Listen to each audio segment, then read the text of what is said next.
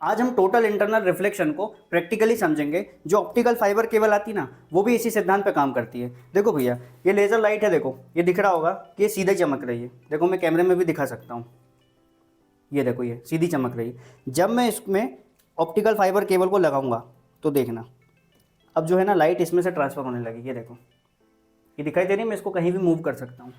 ये देखो, ये मूव हो रही है। तो बस ऐसे ही इसमें डाटा ट्रांसफ़र होता है। अब हम लाइट को ऑफ करते हैं और एक और उदाहरण से समझते हैं। तो देख रहे होंगे लेज़र लाइट जो है अभी सीधी जा रही है। अब जैसे ही मैं गिरते हुए पानी पे फोकस करता हूँ तो देखना,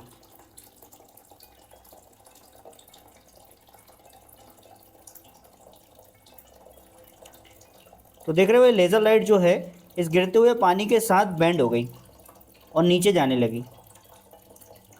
ये देखो, जो ऑप्टिकल फाइबर केबल होती है उसमें ऑप्टिकल का मतलब ऑप्टिक्स यानी रोशनी से होता है, और फाइबर का मतलब कांच या प्लास्टिक का पतला सा तंतु होता है जो उसमें लगा होता है। ठीक है, अब इसमें क्या होता है भैया, जैसे ही एक सिरे से हम रोशनी को इंटर करते हैं तो इसकी सरफेस पर टकराएगा और रिफ्लेक्ट होगा, फिर टकराएगा फिर रिफ्लेक्ट होगा।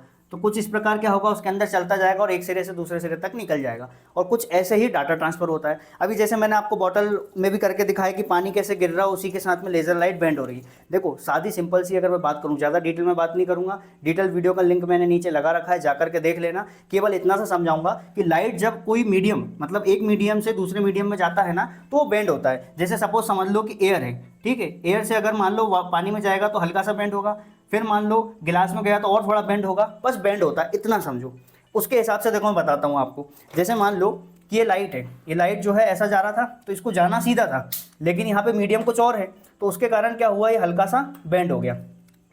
ये हल्का सा क्या हुआ, बेंड हुआ। अब मान लो मैंने इसको थोड़ा सा और इसको बढ़ाया तो ये और थोड़ा बेंड होगा। फिर एक स्थिति आएगी तो ये इसके एकदम 90 डिग्री पे जाएगा, इससे 90 डिग्री आ जाएगा। इसी को क्रिटिकल एंगल बोलते हैं। अब अगर मैं इसको थोड़ा सा भी और करूंगा ना तो ये उसी मीडियम में वापस लौट जाएगा, यानी कि जिस मीडियम से ये आ रहा है ना, जिस मीडियम से ये आ रहा है उसी मीडियम में वापस लौट जाएगा। इस चीज़ को जो है मैं आपको प्रैक्टिकली करके दिखा देता हूँ। तो देखिए, इसके लिए हमने एक गिलास में पानी ले लिया है और लेज़र लाइट को जो है मैं इसमें से पास करा रहा हूँ। हालांकि ये थोड़ी सी बेंड होती है लेकिन वीडियो में समझ नहीं आएगी।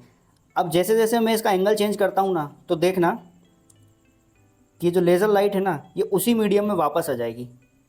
ये देखिए, ये वापस उसी मीडियम में आ गई।